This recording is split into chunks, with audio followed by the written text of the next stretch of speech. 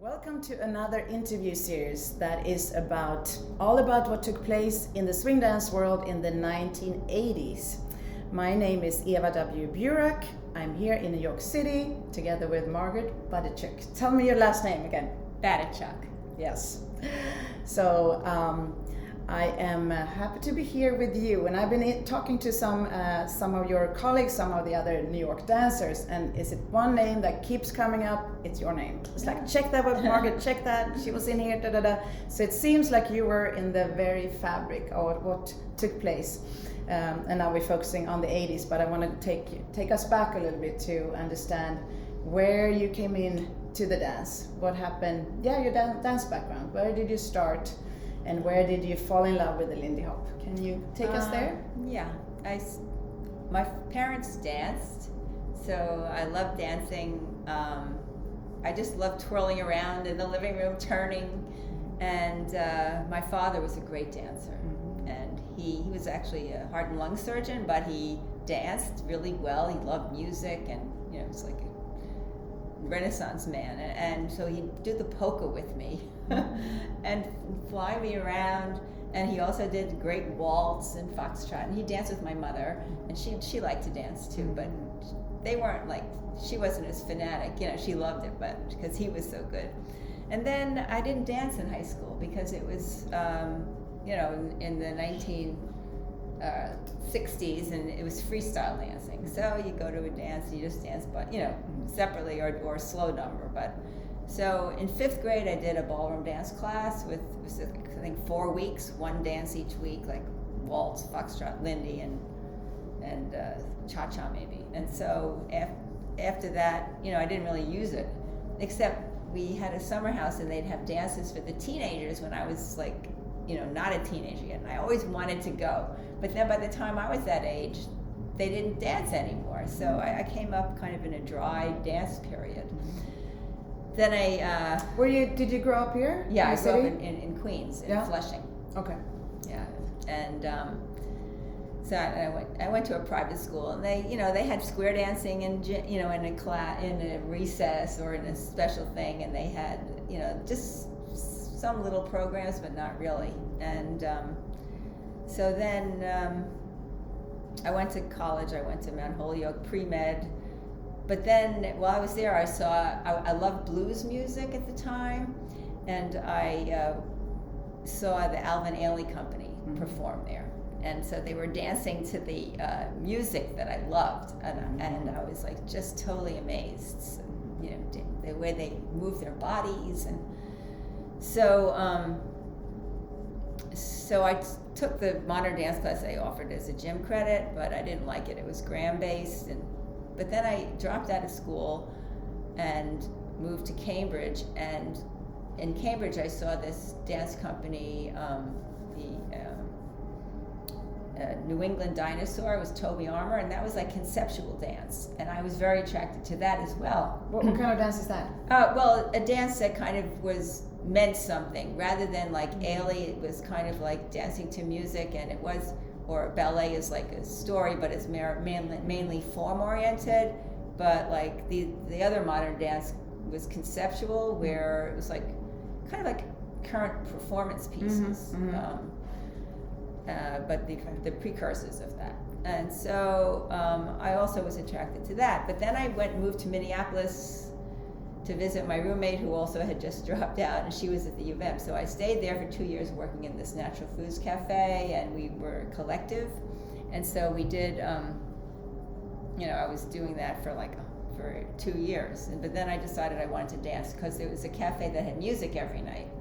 And this one guy was in charge of hiring the music, and they had blues, which really I loved, and country, like bluegrass and folk. But I decided I wanted to dance because I was in the back dancing all the time, so I moved back to Boston and started studying dance. And so I did this thing, Dance Free, which was creative, just freestyle dance. But then I also took classes with Consuelo Atlas. So my first classes were with Consuelo Atlas, who was a soloist in Ailey. So it was Alvin Ailey style. And I did that at least 3 times a week. And then I did Bill Mackey, who did African American, and that was he was in Rod Rogers' dance company. And then the other person I studied was Stanley Brown, who was tap, and he was Jimmy Slide's teacher.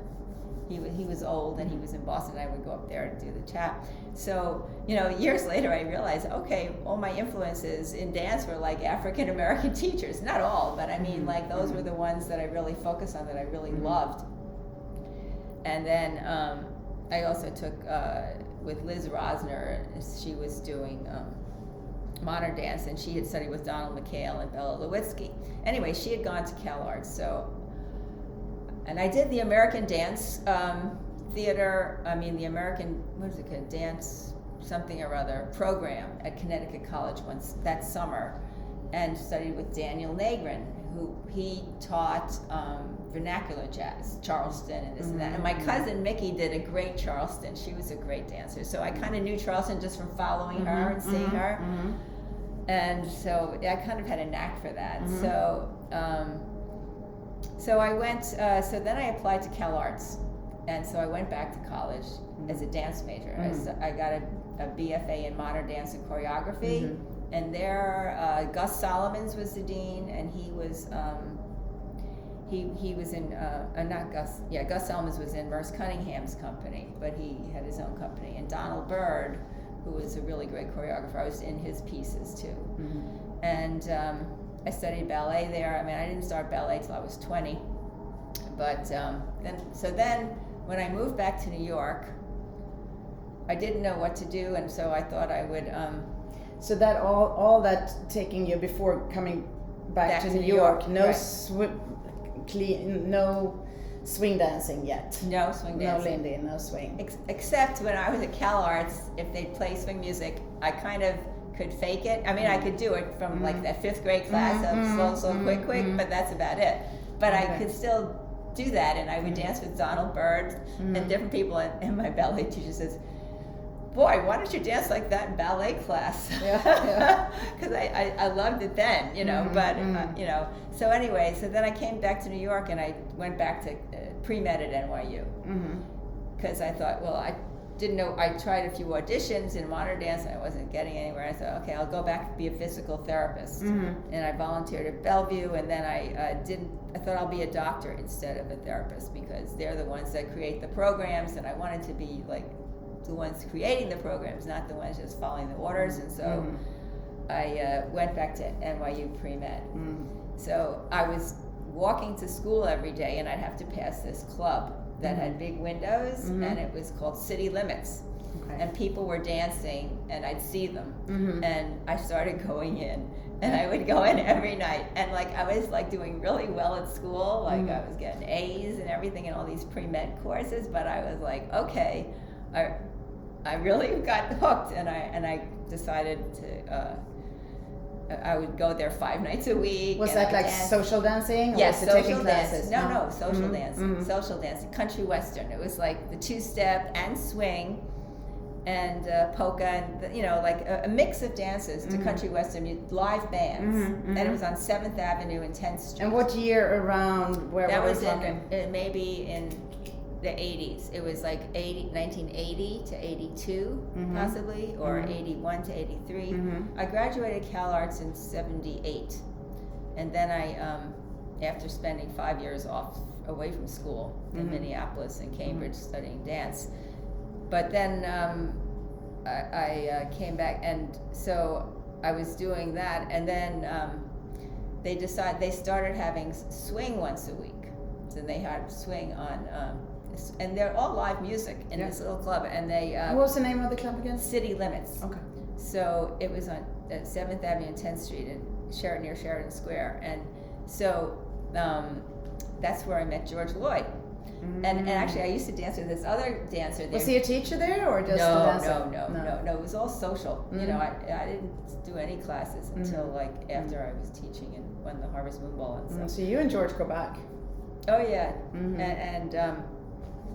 but Dean Moss I danced with there, and Dean was a modern dancer who was like, he's an amazing dancer. He danced with David Gordon's company, and he was in a PBS or a TV thing with Baryshnikov. Anyway, but he was like such fun, and we were great partners and friends, and we won the City Limits Jitter Bowl, and but then after that, George Lloyd appeared, and we just clicked, and so he danced. I was his favorite partner. All he wanted to do was dance with me, and he's just like butter. I'd never seen anything like it. It's like so smooth. And did you ever see George Lloyd? No, I don't think so. No, I mean, he appeared, with you here and there in videos, but yeah, because I never got a good video of him. I mean, I think I have, but maybe I haven't. Yeah, and so I switched my major to dance, and I got a master's in dance from writing up all what I did in the Lindy world, after a bit. But so George and I met in, 6 months later we entered the Harvest Moon Bowl and won that, and that was because he had competed, and he couldn't get in as a competitor for the Savoy, so he felt he was at a disadvantage, and so it was the same year as Sonny Allen competed, and Sonny Allen won. So what year are we So talking? they had this, I think it was at 58, that they competed in the Harvest Moon Bowl against each other, and Sonny won. And Sonny, George was like a social dance, foundation, and he was in the service, and he would follow. He was in the USO shows, and he would do the followers part with the guys. So his leading was like just amazingly easy and comfortable. And are you talking about Sonny now? George Lloyd. Yeah. So George Lloyd just had an amazing lead and such smooth. He had hurt his back. He used to do a lot of aerials, but he hurt his back, so he developed a smooth sliding style. And that's when I met him, when he had that style. And so when you were at that time, when you were dancing with him, was his style very different from some of the other dancers? Who else were dancing at that club, or who nobody I knew was just dancing. They were dancing at the Country Western Club, so their style was kind of like bouncy, like East Coast swing. Yeah. And but not to swing music, not to jazz. Oh yeah, because then they had Stan Rubin and they had Swing Fever come in. They had on Thursdays they had swing music. Okay. So at City Limits, was it at City Limits? Yeah, I guess at City Limits I met some other people there, but and then the people that I met there, and George and I, after winning the Harvest Moon Bowl and everything, then Norma was having things at the Village Gate. Or somebody was, maybe Larry Schultz or Norma, and there was a competition, and there was this young couple that did aerials, and then there was George and me, and so we came in second, and the prize was dance lessons at Sandra Cameron's. So George didn't want his lessons, but I said, look, because I was already teaching and I was dancing, and so I said, well, I'd like to go and see who's there, what they're doing, and learn how they approach it. So I went there, and just right away they invited me to be trained to teach there. And then Al Minns was teaching there, and they asked me to help him teach, because he was teaching twice a week, and Paul Grecky was teaching with him one day, and they asked me to teach with him the other day. So I was assisting Al in his classes there. Tell me a little bit about that. How was that experience? Well, that was good. Al was it wasn't like he was teaching the class and doing his style was totally different than George's. It was more like loose and free and more athletic, or like how Al could get his legs out to the side, and it was just bigger. And I think this was before I met Frankie too, or maybe. So how was it? So here you come into, and he was already teaching, and you stepping up next to him? I think he was just starting to teach. Yeah. So how did he approach it? Was like, Margaret, this is what I plan to do, or how did he orchestrate his class? He did the move, and then I would count it out for them so that they could understand what he was doing. And you were already, did you say that you were teaching before? Oh yeah, I was teaching my own classes then. Okay, and where did you teach? Oh, I taught at Faisal's. Yeah. Faisal's is a very famous tap dance rehearsal space, and it was also a belly dance place. They taught belly dancing and flamenco. So so the tapping, the flamenco, and the belly dance, it was like on 8th Avenue and 46th Street. It was like a walk up I think they finally tore it down, but I mean, for years, all the famous people, and I used to rehearse there with Charlie Meade, and I taught my classes there. Did you teach by yourself? Yeah, I've always taught by myself. Uh-huh. And what did you teach at that time? I was teaching the 6 and 8 counts, Lindy, and where did you get your inspiration, or where how did you come up with your material? What was your influences? Just the way I danced, and the way my partners danced, and the moves that I liked that they did, and I kind of came up with it myself. Creative. Yeah. So back to Al and you. How long did you work with Al in Sandra Cameron? And was that the only place you worked with Al? Or? Yeah, that's the only place I worked with Al, except I'd see him up at Smalls. Oh, so in Al's class, so I met people at City Limits, so I knew people and people I taught there. And so I knew, Frank Werber, John Wise, different people. And then in Al's class, I met Jerry Goralnik and Bob Crease. And so I met other people there. So that was the group that started the New York Swing Dance Society.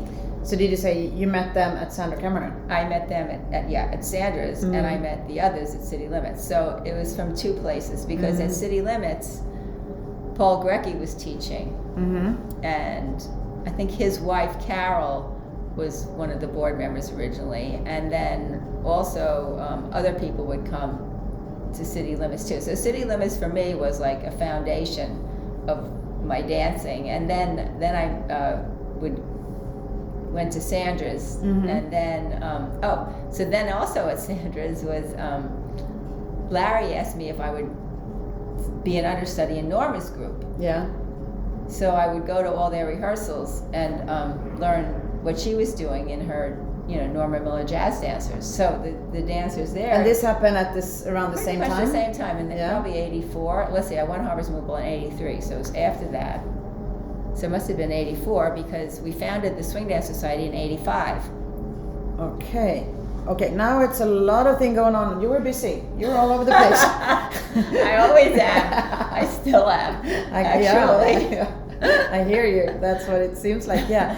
So you have Smalls going on, but that's more on just social, going out to Smalls at night. Oh, yeah. Social dancing. Once a week, Mondays. Yeah, Monday nights, yeah. And I would sometimes have my parents' car and drive everybody, or sometimes we'd take the subway, and I heard something about that you were picking up people, taking them to Smalls. Yeah. But back to Sandra Cameron, how was the relationship between the different places? So they have classes going on there, but also City Limits having classes. City Limits didn't have classes. Okay. City Limits was social. Like I taught myself. I ran my own classes. At City Limits? No, not at City Limits, at Faisal's. Okay. And then I also started teaching at another place called Studio Egg down on Broadway and Chambers Street, which was very close to the North River Bar. And I taught there on Wednesdays, and then we'd go to the North River Bar and dance from there. Okay. So, and my students there, I don't know when Judy Pritchett was my student, and Cynthia. And also Dina and Ralph. Dina and Ralph, I remember at Faisal's. They were there at that Faisal's, and they're the photographers that have done. Both Dina's an artist and photographer, and Ralph's a photographer that has done a lot of the swing photography for in the early years of Frankie and everybody. Okay. And Stuart, Math, and Karen were my classes. I think they were my classes down at Studio Egg. And John Festa was in my class. So did you Tom as Lewis, a group you started Lewis. There, or did you meet at Smalls first, or where was that? No, we didn't meet at Smalls. Okay. No, we didn't meet at Smalls. People would go up to Smalls, And I don't, it wasn't all in the same time. The early, I don't know. I think Bryant's things were after Smalls. I'm not sure. So somebody else like this during this time was so I didn't finish with the Norma story. So then Norma, Frankie Manning showed up one day in Norma's rehearsal, and I didn't know who Frankie was. So you're talking about Norma Miller's jazz dancers? Yeah, the Norma Miller's jazz dancers rehearsal that I would go to as an understudy. Okay. And there was Frankie Manning, and he was just kind of like watching. You know, he didn't come in boasting or anything. He was standing there. And then Norma was the greatest promoter of Frankie. This is Frank. You know who this is? This is Frankie Manning. You know, and then she'd present him. And so that's how I met Frankie the first time. So Frankie. About what year? When are we talking? Well, maybe 84, probably. Yeah. I don't know. Okay. That's the time I was doing that. And then Norma also had me go, you know, she was doing her show at the Village Gate. So I went to the show to see her, and a friend of hers that she knew, Charlie Meade, came to see her one day, and they had a contest at the end of the dance performance, and she goes, Charlie, dance with Margaret. She's a great dancer. And Margaret, dance with Charlie. He's really good. And, you know, we're both like, well, okay. So we danced and we won the contest, you know. And then we started rehearsing after that. So tell me about the contest. Oh, I don't know. Just was that at Village Gate? At the Village Gate. Was that an ongoing thing with the I don't remember. I just remember. Was it live music? Yeah. Oh, yeah. It was live music. I wonder and who who was. were the Was other it people Blues competing? Jazz or somebody else? Oh, I don't know. It wasn't like an official, like you know, like a. This was before the years of like these huge big competitions of like travel. Or was it more like improv just happened? Was it more like a jazz? Yeah, it was more. Well, thing? some people probably knew about it and would prepare to come. But it was. So it was a one-off. Yeah, it was a one-off competition, and. So you just danced with Charlie Meade and yeah. Did you have time to prep something, or you just went out and just danced? And then we started rehearsing at Faisal's and stuff, you know, dancing together. Because his style, he does like, well, he was a dancer in England. He's Jamaican, and he used to dance in Jamaica with bottle caps on his toes, just to get the sound. And bare feet, you know, because he couldn't afford tap shoes. And then he got to England, and he was dancing in Buddy Bradley's group. And he was like a famous jazz group. And so Charlie did primitive dancing, you know, like African American type. And he also did tap, and he did other things. So, and he was a twist champion. So he toured Europe doing these things in his shows. And he also did, it was in the movie Cleopatra, and he was a twist champion in Europe. and he knew Baby Lawrence, the tap dancer, but he also knew Norma Miller in London. So when he came here, he looked up Norma, I guess, and that's how I met him. And then we've been partners ever since, you know, and he has said, you know, loves dancing with me, and we've been friends ever since. Yeah. So what happened with George Lloyd at the time? Did you? Oh, George Lloyd, I was still dancing with George. Yeah, I had like these amazing partners: George Lloyd, Frankie, and Charlie Meade. And Frankie also, you know, said I was his favorite partner, and he'd always get me if he want. You know, we did the opening of Lincoln Center the first 2 years. Yeah. Great. So did you, so with these great partners, did you, you got gigs, and did you put together numbers, or was it more like social dancing? It was more demos. And I also decided to do my master's thesis on the Lindy because I could showcase these partners, to write about them and do videos to show them dancing, and that's what I did. So great. It became a project for me documenting them. Were they all open to it? They were, but like Frankie was. George Lloyd was kind of like, you know, Charlie was open to, but they did it. So, what was Frankie like those early years? His style of dancing. What was? How would you describe? And how did that change when he got more busy, perhaps? Oh, I just also want to say Norma was very nice, and she used to. I mean, she was very, you know, brash, or you know, she was kind of. You had to like hold on to your chair when she talked to you. But if you didn't take it like personally, that was just her manner. and she'd kind of say what she wanted. But she would come to my classes to watch me teach down at Studio Egg, and she would like give pointers and stuff, and so it was nice. It was really supportive. Yeah. Great. And Frankie too. You know, they were both really supportive to me. You know. So what Frankie was like. He was just fun. He was very pleasant, like a friend. You know, he just kind of fit into the social crowd.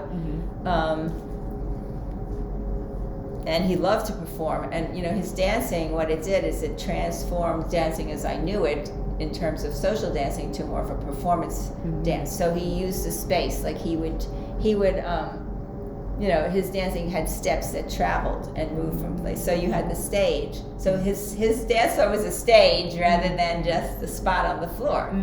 So he had things that traveled and moved across, and you know, he had these routine things that he choreographed in his mind, and he used them. So he would do, when you dance with him, he'd do this section, that section, and he'd call it out. He wouldn't like lead into it. Like George was like a great leader, and you could follow anything, but Frankie was like, he'd call it out. And sometimes I wouldn't hear him say what, and I'd have to follow him anyway. But it was exciting. Exciting because it was bigger. Yeah. So, and it was different than Al. Al was bigger in his own little space, like, you know, moving his limbs out and moving you out. But Frankie moved the two of us around the room, in a sense, and did it to like the audience, so that you're kind of. Did you perform with Al? Did you do demos? No. So you were in in the just with Sandra camera, And did you teach? With Al, I was just there, and then they stopped the teacher training because they had a problem they had two of us, and they had a problem with the other person. They just said, Sandra said, "We're not doing this," but it had nothing to do with me. But that was okay with me because you know, it was fun to do the thing with Al, and I got, you know, I found out about how she did all the other dances, and like Peabody, I loved, and I danced the rumba with Paul Grecki. I love all the dances. So I'm like, you know, I love Lindy, but I also love the other dances. So I you know, enjoyed my time there, and it was fine. So where did you position yourself as a dance teacher in New York at the time? Oh, I was like the main swing teacher at the time. I was the main like original roots swing teacher rather than like studio. You know, I was like social style. I wasn't like a school.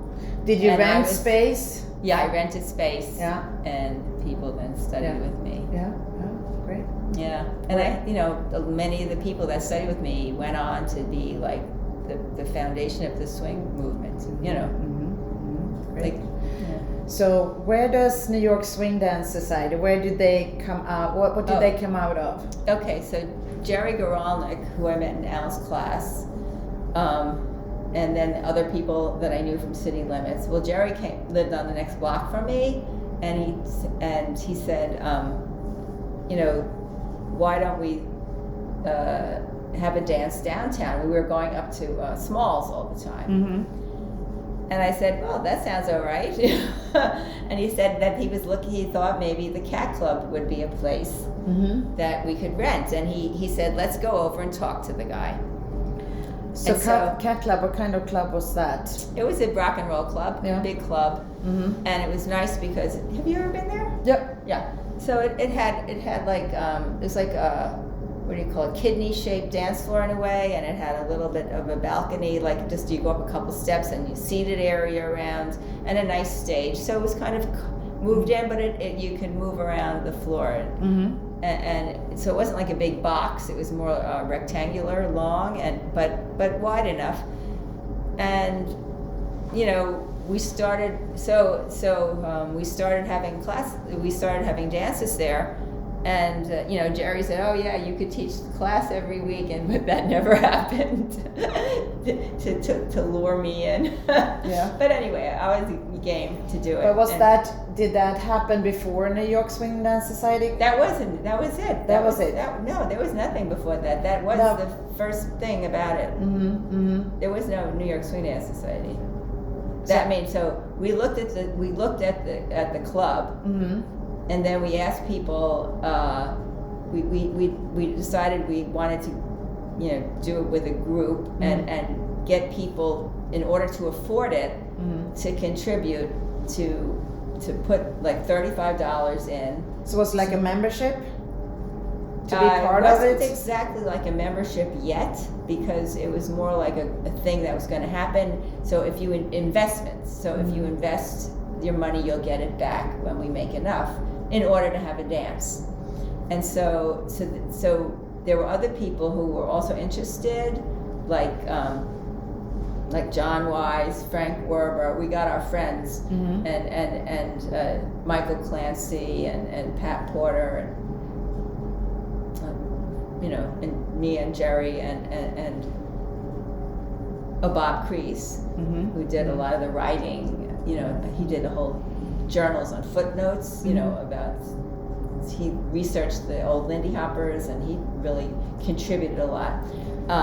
So what was the... So we had our first dance. Yeah, we had meetings. We had meetings, and then we had our first dance at the Cat Club. So what happened during the meetings? What was the Swing Dance Society about, more than, okay, you wanted to have a space, regular dances? Well, then we had to get a nonprofit status, and that was like a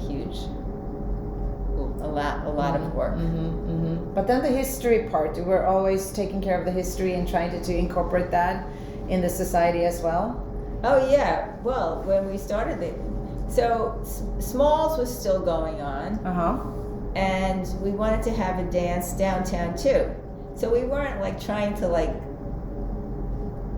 close Smalls or something. We wanted to go to both. Yeah, where were they located, Smalls? Smalls, 135th Street, I think, in Lenox. I'm not sure. Okay, and Cat Club was located downtown. 13th Street and 4th Avenue. Okay.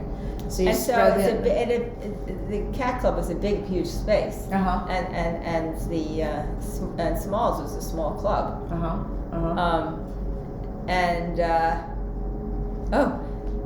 But before Smalls, before the swing dances. Oh no, I guess it was during the Swing Dance Society. Well, anyway, we would still go up there, and we would also. Bob would look for old timers, because he was very interested in the history. And we would find them, and we would pay for cabs to bring them to our dances. Yeah. So they would come. But a lot of them came anyway. But the ones who couldn't come, the ones that needed, were not so mobile. But other, like all the guys came. Who were they? Who came? Who do you remember? Well, Frankie came, and George Lloyd, and Sonny came, and Sugar came a little, and everybody came. Buster Brown, tap dancer, he used to perform for us, and Charlie, everybody came. So what year did you open Cat Club? 1985. Yeah. Okay. And then also what was going on during that time. So let's stay in Cat Club for a second. So you had live music? Yeah, live music. Who played? So I hired the bands. Like when I was in Minneapolis, I wanted to do the hiring of the music. So when we started the swing dance, I said, I'm going to do the bands. I took care of the band. Yeah. And it was fun. We had great Panama Francis, George Kelly. I wrote the list. Great. Illinois Jaquette for a special event, and Frank Foster for a special event. But there's just a lot of bands around that wanted to every play. Week you had? Yeah. Well, first we started every other week. Okay. And then we went to every week. All right. And then you had people from outside of New York coming in, start to come in, right? Like, People oh, heard what of about it. this Yeah, Lindy yeah, Hop people thing? heard And of people it. start to come and look for what's going on in New York and the roots and all of that. So what was the idea about the visitors, and who do you remember coming into New York being interested in Lindy Hop at the time? Well, Jonathan and Sylvia and Ryan with the Jiving Lindy Hoppers, and with Warren Hayes and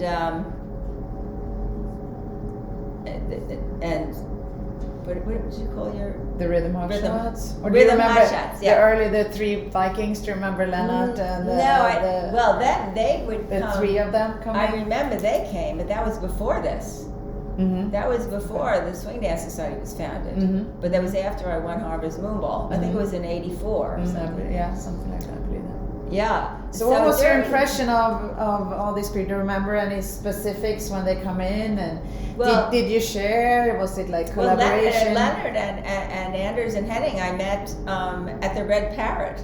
Yeah. And I guess maybe they said they had found Al Minns, and I mean, I can't remember if I met them by just like dancing with them or saying hello, or if like Sandra or Larry had introduced me to them. What was your impression of them? What do you remember? How was I that? like them. 3 good-looking guys.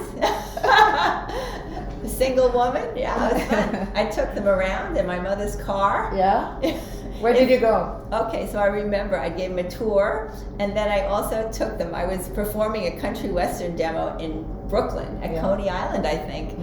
And I brought them with me, but it's like they were underimpressed because they were, so their focus was very like, we want to find like Al Minns or something. And so like, I don't think they were interested in other dance or anything else. Sorry, we couldn't impress them. Give us Al. Not even with like all of the scenery or the culture. It was like, but anyway. Did you drive up to Harlem? Did you go to... I think we drove around. I mean, this, I don't know. I can't remember, but I'm pretty sure we drove around to show them New York, And then they told me that they had a Swedish Swing Dance Society. So I thought that was interesting, and that was part of what got in my head that we should have a Swing Dance Society too. And so I guess that was also an influence to start one, because they had one, and it's like, okay, that's an interesting idea. We should have one here. And so when Jerry came, and I mean, I can't remember if we talked about it before we went to the Cat Club, or I can't remember the exact order, but I know that I was inspired to start a Swing Dance Society for us when they came in and they had one themselves. Gotcha. Yeah.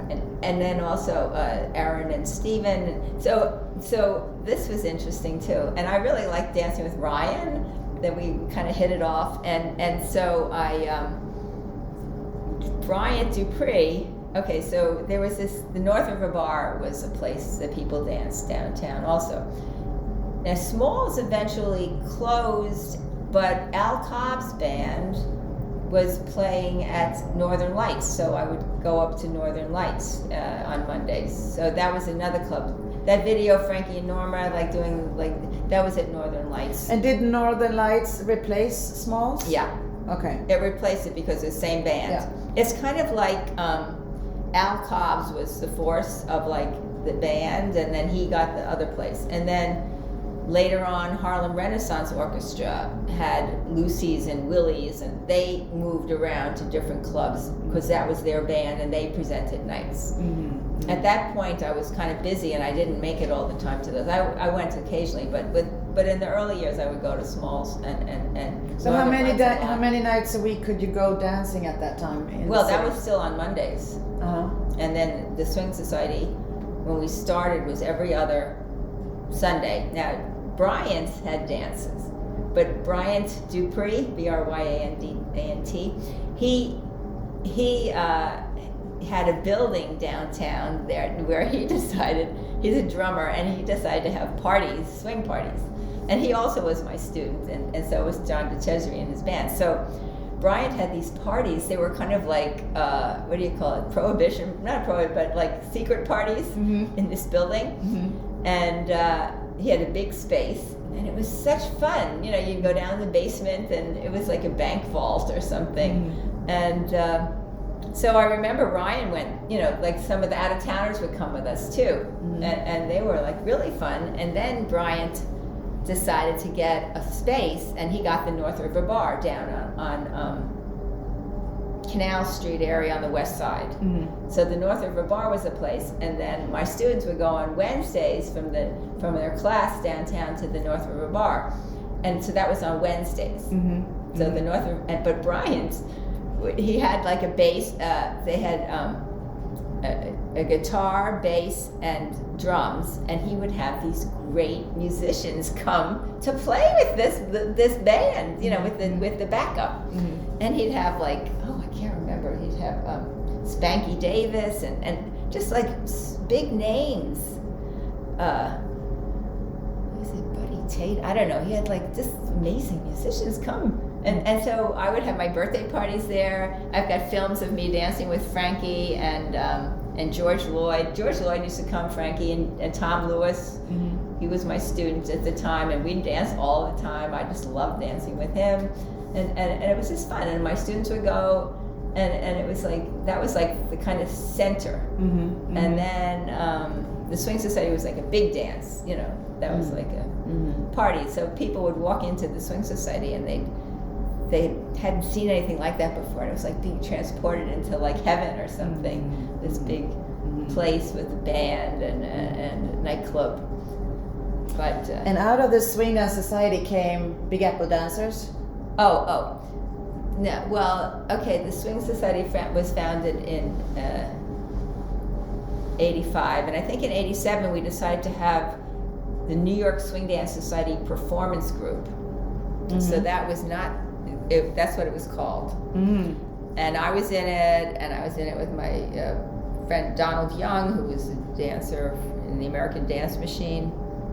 He, you know, where they did Broadway shows, and then Cynthia and a lot of, you know, the Swing Dance Society people were in that group, and Frankie choreographed for it, and we performed at the Cat Club in different places. Then after a number of years, I stopped being with the group, and then they started calling it the Big Apple Lindy Hoppers, and it kind of separated a little. It became its own group rather than like part of the New York Swing Dance Society. So they had their own bank account, but they still were a part of the New York Swing Dance Society. But you had to audition into the group.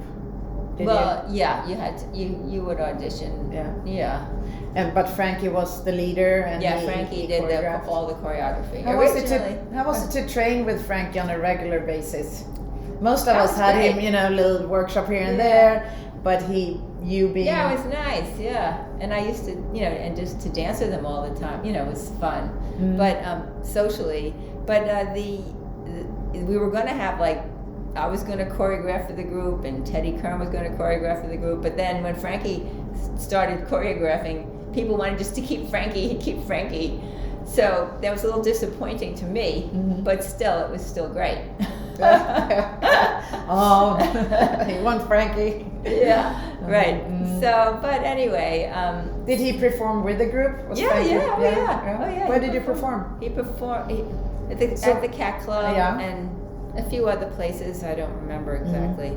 Oh, so then there was this other group in Harlem called the Associated Black Charities, and they ran events, and the woman in charge of that, who's passed away recently, is Delilah Jackson, and she was like just wonderful. She was so welcoming, and she would tell us all about what was going on, and I would go to all her events, and she wanted dancers to come, so, you know, we'd get groups of people to go, and sometimes we'd perform or compete or do whatever at her events. And that was what kind of events did she run? She ran for she did it for the Associated Black Charities and dances, you know. I remember there was one at 42nd Street one, and then there was one at Small's Paradise that she went. It was a contest, and George and I entered the contest, and so did Darlene and her partner. I can't remember his name, and we tied for first place, and so that was fun. That was fun. That was at Small's. So you were understudy for Norma Miller's dancers. which meant if someone were sick, you were jumping in. I could jump in. Yeah. Right. So did you perform with them? No. No. Nobody got sick. Well, you had a chance to train with them. Yeah. What was that about? That was fun. You know, Norma was very strict. Yeah. And so I got used to her strictness with the people, you know, and then maybe that's why, I don't know, or maybe I'm used to like strict dance teachers or something, because I love Norma, and I like the way she was feisty, and she, you know, knew what she wanted. Yeah, she knew what she wanted, and she was very frustrated with people if they didn't get it right away, Yeah. or if they didn't already know it. Like she goes, "How can you not know the shim sham? Everybody knows the shim sham." Like, well, was she the one teaching people? Yeah. And did you have a repertoire? What did it look like? What kind of numbers? Swing numbers, went fast, and then some jazz steps. And tap was in there? Yes, some tap, but not as much tap. But yeah, some tap. Yeah, tap is part of it. And I liked her jazz choreography. You know, and it was nice. I had studied jazz. You know, I took jazz in Boston with Becky Arnold, and she sent me to JoJo Smith in New York. So that was old style jazz. Plus, of course, the Ailey style I knew.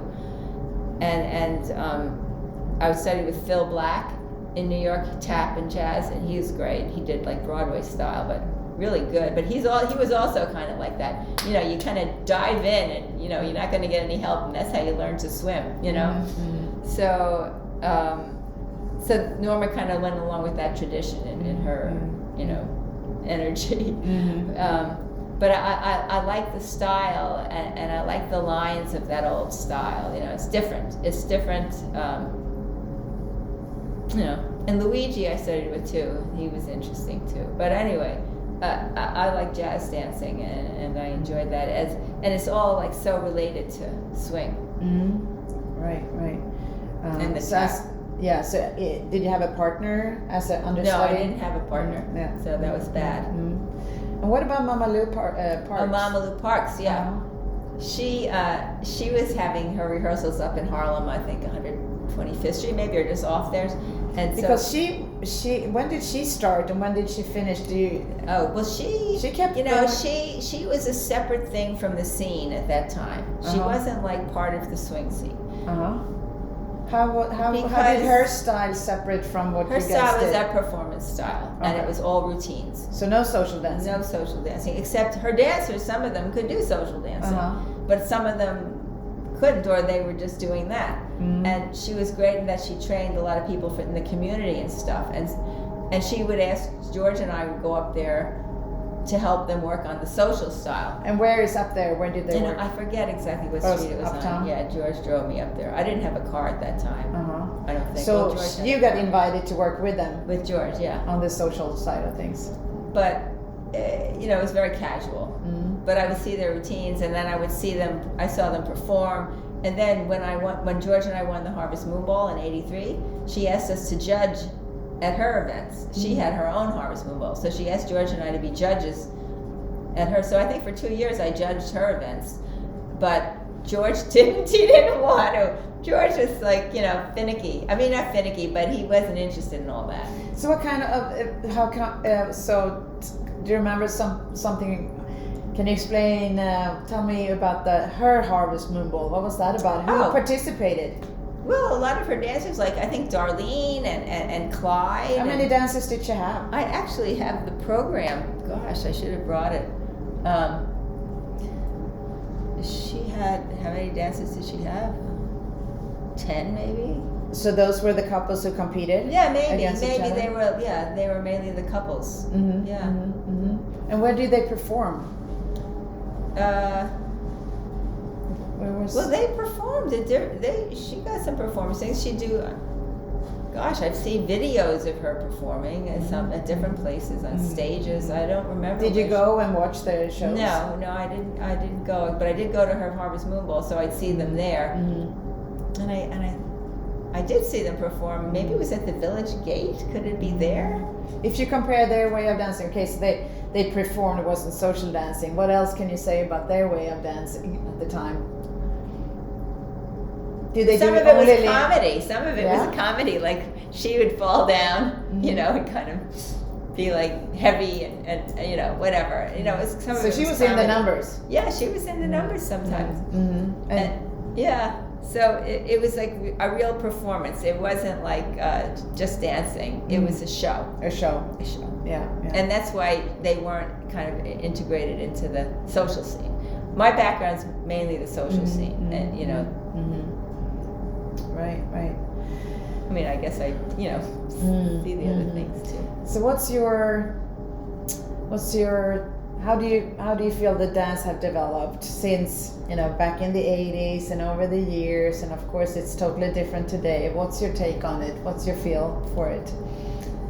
What's your opinion, if you will, or do you just like, I love it. I love it now. how much do you teach today? Or finish that question.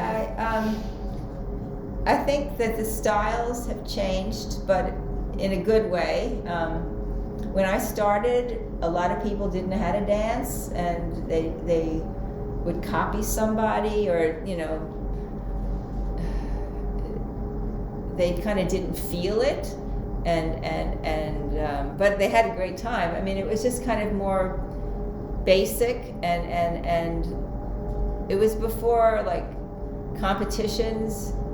So now that there's all these competitions, which I'm personally not all that fond of, but it's okay. I mean, I am a social dance person, and so I like that, and I like being with people on the social floor and seeing what they do there, because they do amazing things, and the performance is set. So to me, it's good, but I like the social things that can happen like magic spontaneously while they're creating. So I like that, but so I think that in the beginning, what I saw was everyone was dancing, and then suddenly they all started copying Frankie. And Frankie toured all over, and everyone just wanted to dance like Frankie. And then they started having other influences, like, you know, the Balboa, like Jonathan and Sylvia, and you know, I used to go out to the West Coast swing competitions. Like, I really love all dance, so I didn't want to kind of be stuck in one kind of thing where I had to mimic somebody.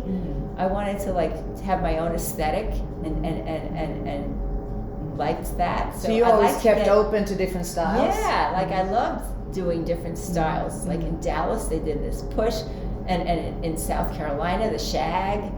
And in California, I went out there, and so I would learn these dances and bring them back to New York. Like I learned the Balboa and the Gene Collins style from Jonathan and Sylvia, because you know I would take a couple privates with them and then pick it up and figure out, you know, how it's different, how it's the same, and so I incorporated that into my teaching right away.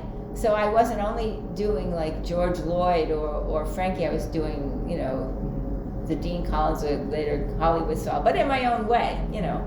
And then that really fit into me dancing with Sonny after George got sick, because Sonny has that kind of smooth style. Tell me about that partnership with Sonny. When did that happen? When did that start? Happened when George got sick. I don't know when that was. Maybe in something in the early 90s, maybe, or let's see, 83, maybe in the late 80s. I don't know, but. So what did you do together? Did you perform or did you teach? Yeah, Sonny and I performed together. We worked on routines. Yeah. We had this great, my favorite was April in Paris, which is like a soft shoe, and it includes some ballroom steps, but it was like a show dance. And the other was a swing number, and then we did a Latin number. And so we've done, you know, different things. And then I had another partner that I did Peabody with, and I love the Peabody. That's like one of my favorite dances. And nightclub two-step. I love that too. I love the smoothness of those. And so, I mean, I know I had a waltz performance piece, and you know, with other people. So I love like other dances, and then I like bringing those things into the swing, and that's what I see happening with people now. People know, like I was a person who brought West Coast swing to New York, and got awards for that. But you know, because I just liked everything, and I would go to the U.S. Open every year. And that's when but I'd also met Jonathan and Sylvia there, and then took class with them, and you know, private with them, and so it expands Frankie, when he would come to New York and meet with me, he wanted to know what I was doing, because he's the same way. He wanted to get things from people, see what's going on, and so things he can add into his dancing or be inspired by.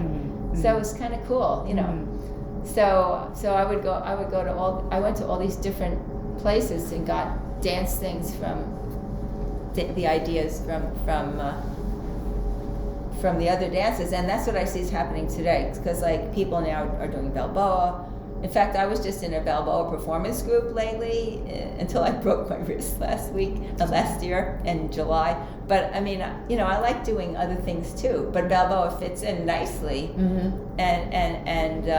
So the styles and the Dean Collins swing out people are all, you know, they're all using now too. So it's all, you can do anything. Oh, the other thing that I noticed is the music changed, because in the music when I started hiring the bands, it was very like mainstream 40s, and then it got to be and big bands.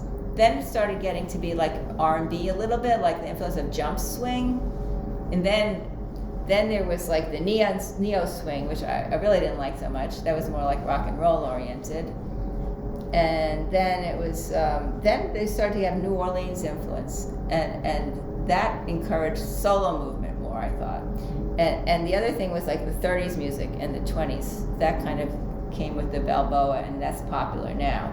But the gypsy jazz too, that's also popular with the Balboa, with the fast. But the solo jazz develops in a big way, I think, because of the interest in New Orleans jazz and how the instruments are all soloists and they're small groups. And so I think that kind of, when that became popular, people started doing more solo jazz and then incorporating that into their Lindy. And at first, you know, sometimes they go overboard, so their movements are kind of like this, going like that, and there's no like center, but there is still a center, and it's fun. So like I kind of enjoyed that, and I really got into solo jazz during the pandemic. I would go to the parks, and because, you know, I like jazz and everything too, and so I just do my own solo movements, and I developed a solo jazz class that I do on Zoom now, and I've kept doing it. Yeah. So it's fun, you know. So I have like what I did before plus my Zoom classes. So it's interesting. How much do you teach today live? Live, I just teach one class and privates, and then I teach on Zoom. I teach 4 classes a week.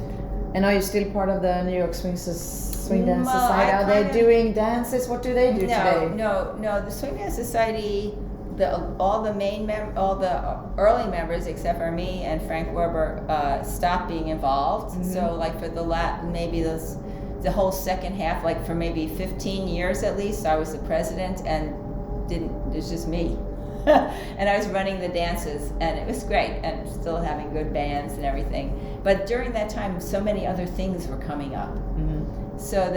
And my mother got ill, and so I had like almost a full-time job taking care of her health care, and which I didn't mind. It was great, but I just the Swing Society kind of needed a little more than I was able to like dedicate to. So I mean, if I wouldn't have had to do so much, but I felt like I would wanted to do more, but then so I stopped doing the dances. I think it was 2016 maybe was our last dance.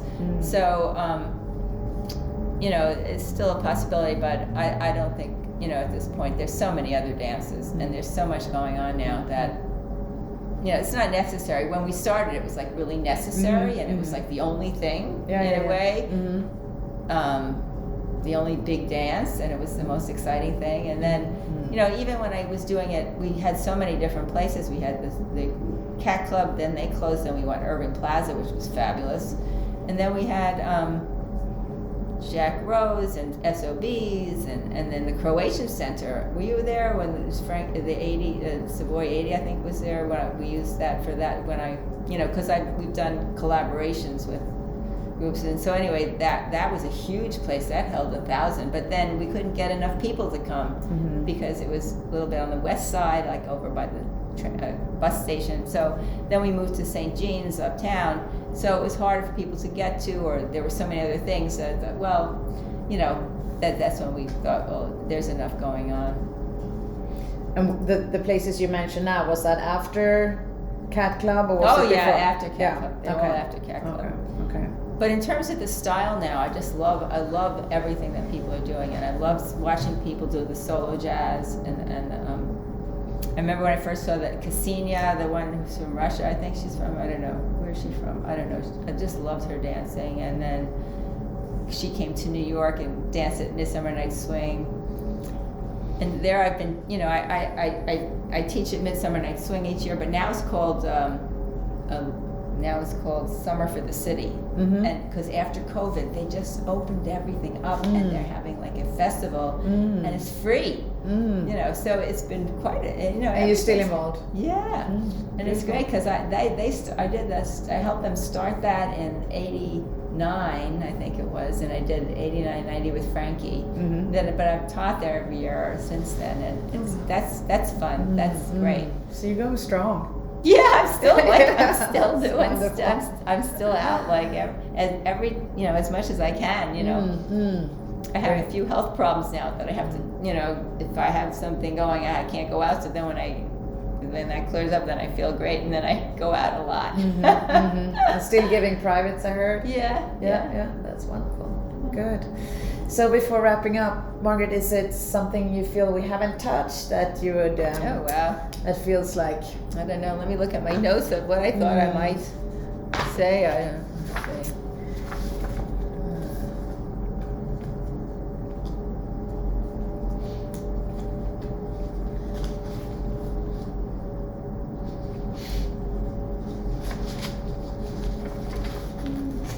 Any particular part that's.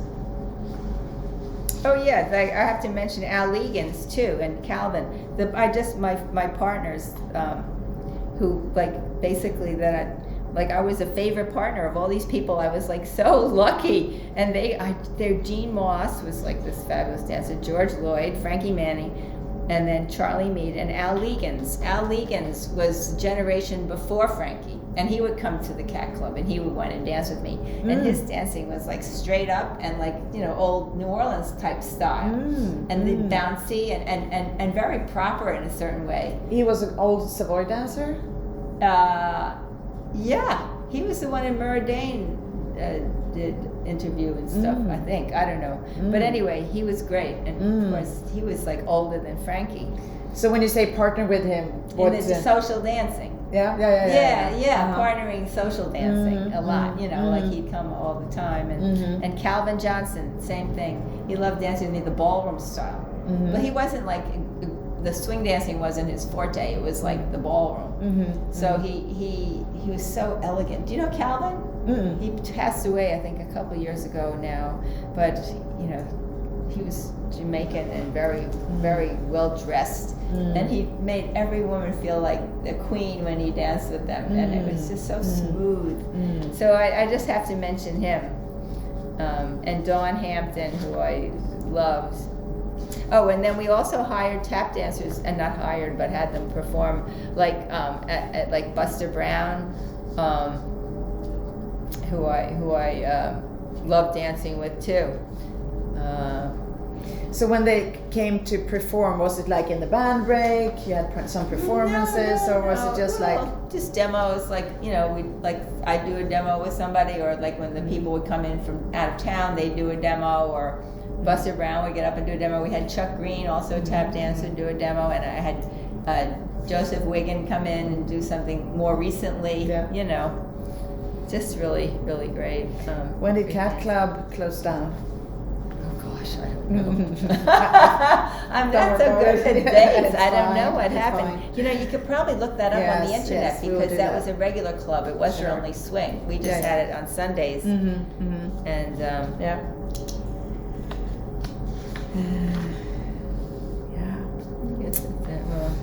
Wow, this has been a whirlwind. You took me to all these places over all these years. Yeah. Wonderful.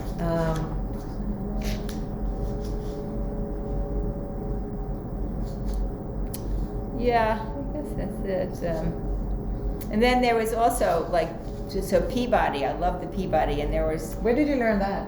Well, I learned that kind of from doing it, and then I did it with this guy Angelo Vassallo, who was John Lucchese's friend, and John Lucchese was like a fabulous Peabody dancer. So when did Peabody? Where and when did they dance that? At the ballrooms, I guess. They danced it at the Savoy. They call it the walk. During what time frame? 20s, I guess, 30s. Yeah, earlier on. Yeah, 40s. Yeah.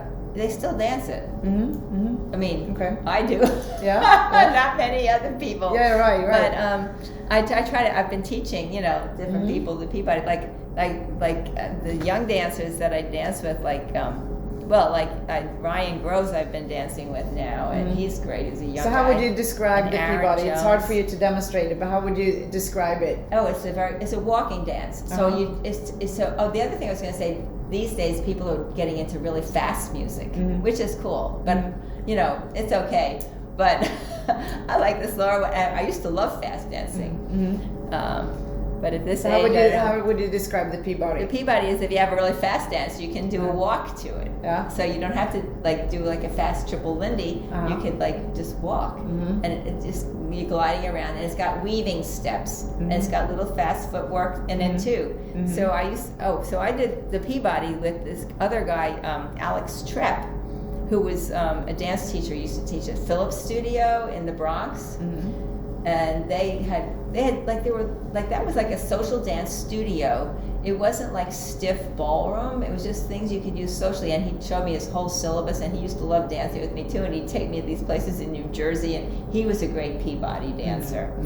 And I even choreographed a Peabody with my partner Tom Cassidy, and but Angelo and John Lucchese, they did Peabody, and now and also Sandra Cameron does a nice Peabody, beautiful, with Paul Grecki,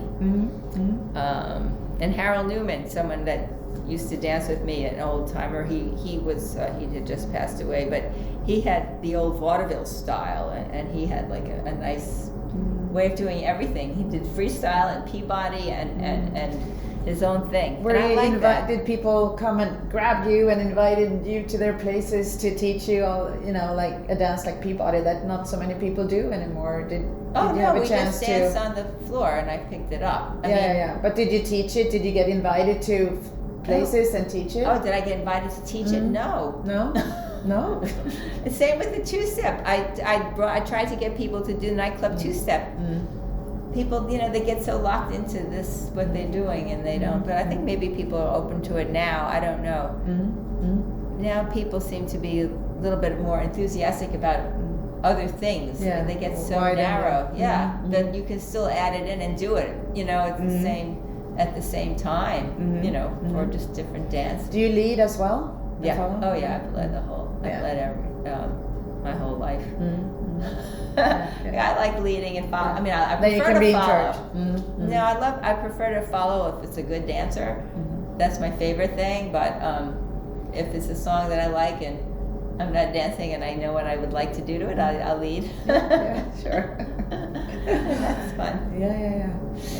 So, Margaret, the sun is going down. It's getting dark, and we're way up in the clouds. It feels like this beautiful building overlooking the border, Hudson River, right? The East River. East River. So it's overlooking Queens and Brooklyn down there. Yeah. Beautiful. Thank you so much. Oh, Pleasure to be here with you. Thanks for sharing your stories with us. I really appreciate it. Absolutely. Yeah. It's you've been through so much and done so much. I know. It's like so many things. And dancing with all these people. So thank you for sharing your stories. Oh, and then my thesis too. I did my master's thesis at NYU, and I did that on.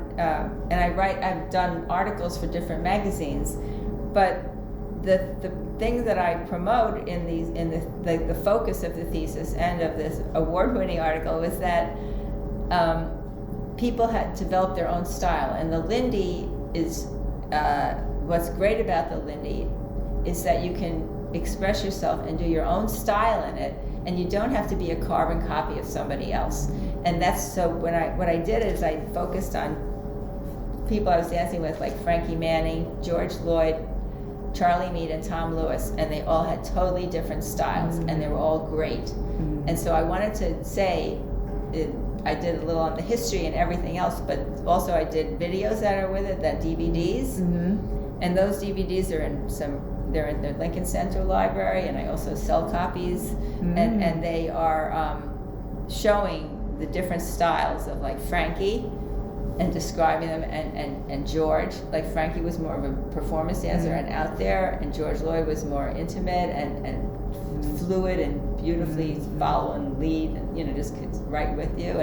And then Charlie Meade, which was more primitive dance and solo and body movement, and Tom Lewis, who developed his own style. He was my student, but he like became this like amazing dancer as well. So those are the focuses of the paper, and it's and also of my article in Ballroom Dancing USA that it was called in Defense of Stylistic Diversity. Yeah. So that's what I like in the scene now, is that there are many different styles, and it's not just one style that's being followed, and I like that. Yeah. So that's one of my favorite parts too, that the dance allows for all of that, for our personal interpretation and expression with the music.